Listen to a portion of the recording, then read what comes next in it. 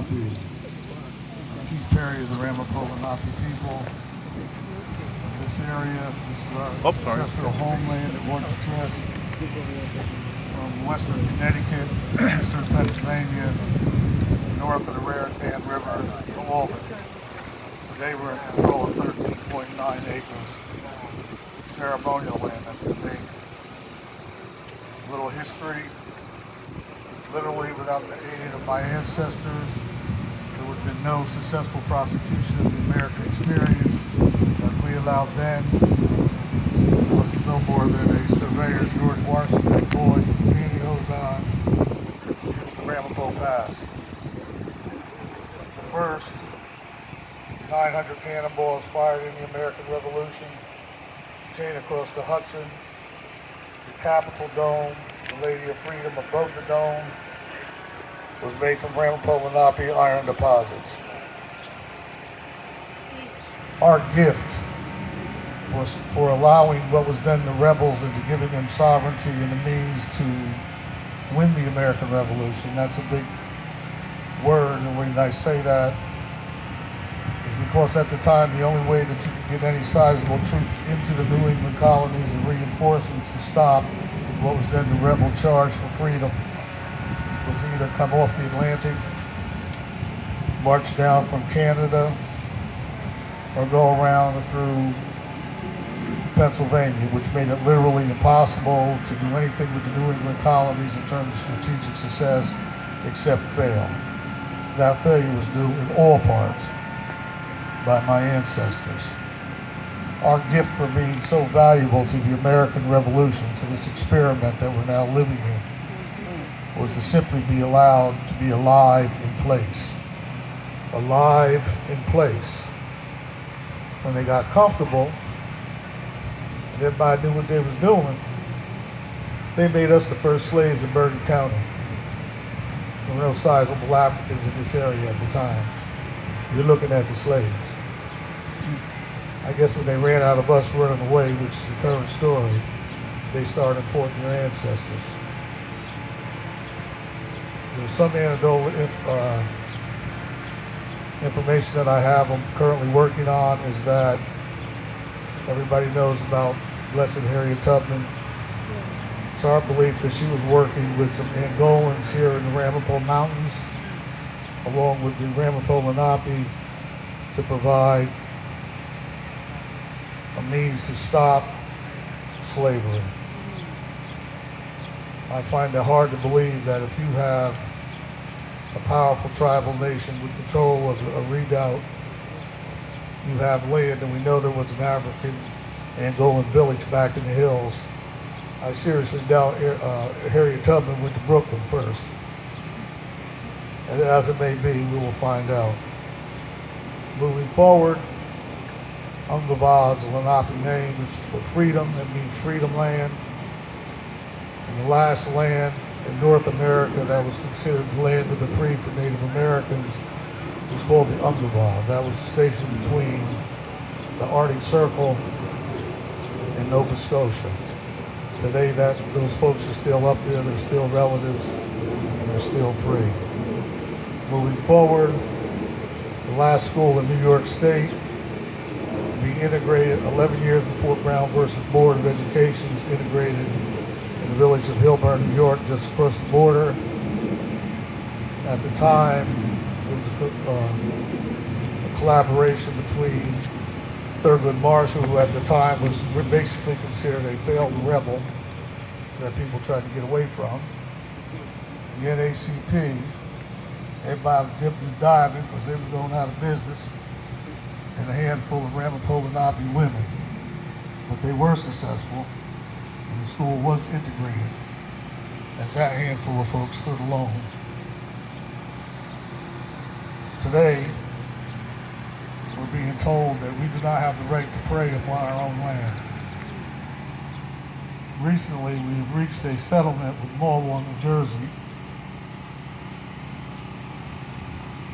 that is fairly honest, but we are still involved with, we have some of our relatives who are Mexicans that are Aztecas that are coming to do a dance here, to come and pray in a good way.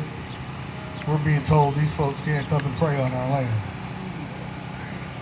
This ain't 1956 Mississippi. This is 2020 Morwell, New Jersey. So if there's anything you can do or raise a voice, please do it. So also we have one of our brothers that's currently in Hackensack on gun charges. Old guy, 68 years old. Let me add this. No positive ID, no gun. These are people who come to our land with 5 police cars because we had illegal mulch. These are people who raided our land with 4 and 5 police cars because we had 5 yards of dirt. These are people who come to our land with 12 or perhaps 13 police cars, 2 unmarked cars, jiggling guns, because 2 of our people were charging their telephones. The dear old Harold, Gangster Harold, I guess, with his shotgun with a scope and silencer, according to the authorities, was arrested with his pocket knife. They ain't come to nowhere to look for nothing. So while they was interested in mulch and ready to kill everybody for cell phones, I guess when you have a gun, you don't have to worry about them searching your camp. But right now, Harold's sitting in jail.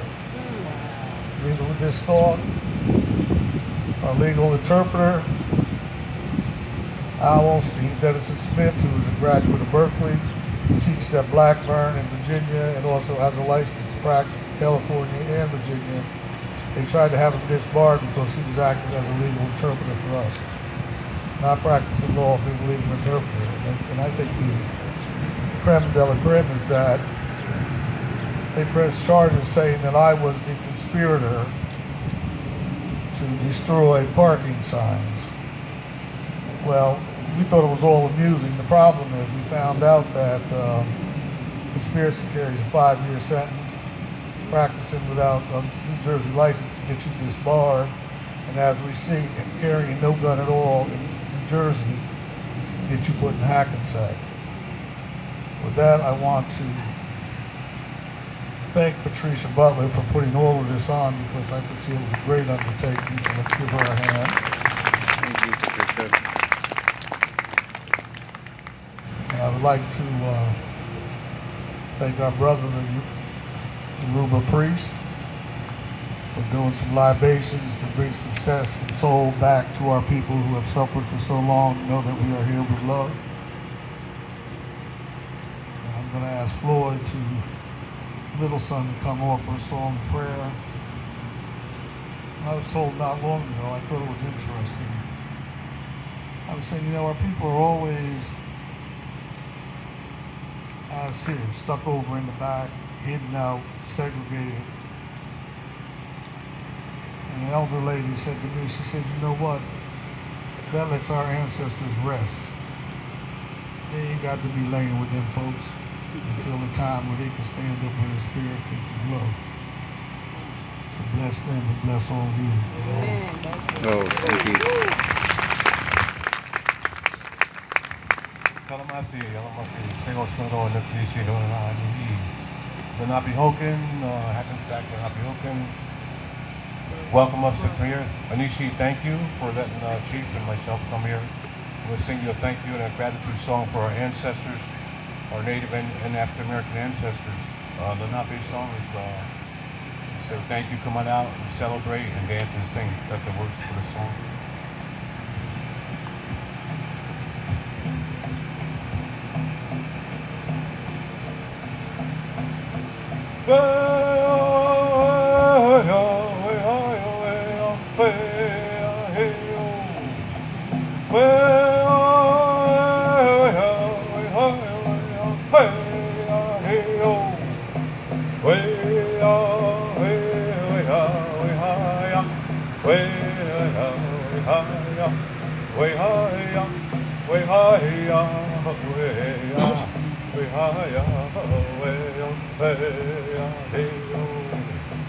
Lenape, when the wind be kill, the luna get chikina, katawalo, nina be nakoma, we na be kill, way I, way I, way I.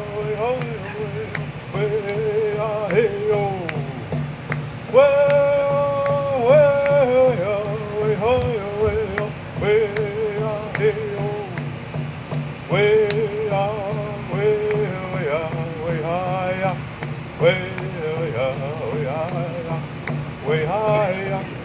ya, way ya, way ya, oh way ya, hey oh. La na be when the wind kill the luna get chikina katawalo ni na be na koma we na be kill we ya we ya we ya we ya we ya hey oh we ya we ya we ya we way higher, way higher, way higher, oh way hey oh. La na be when the wind kill the luna get chikina, katawalo ni na pi na koma, way na pi kill, way hey oh. La na be when the wind kill the luna get chikina katawalo ni na pi na kill way hey oh.